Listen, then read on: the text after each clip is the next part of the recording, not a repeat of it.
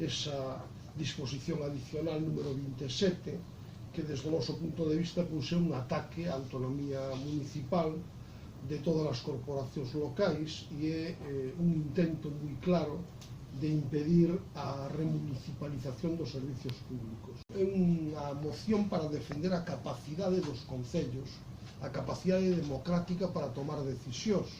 Opoñerse á adicional 27, desde o noso punto de vista, é simplemente un dereito democrático das corporacións, que son os representantes legítimos da cidadanía para decidir libremente se queren ou non iniciar procesos de remunicipalización.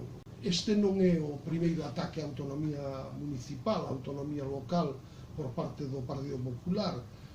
Houve outros que coñecedes, recortes sociais, os límites ao gasto público, a taxa de reposición, a financiación insuficiente, etc.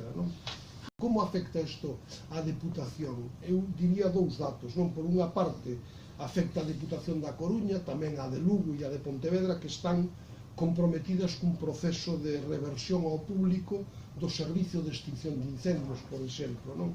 Existe xa un acordo na mesa intersindical e se se aplicara a adicional 27 da que estamos falando, resultaría case que imposible subrogar a todos os traballadores afectados. É dicir, non teríamos garantías dos postos de traballo da xente que está traballando en este servizo.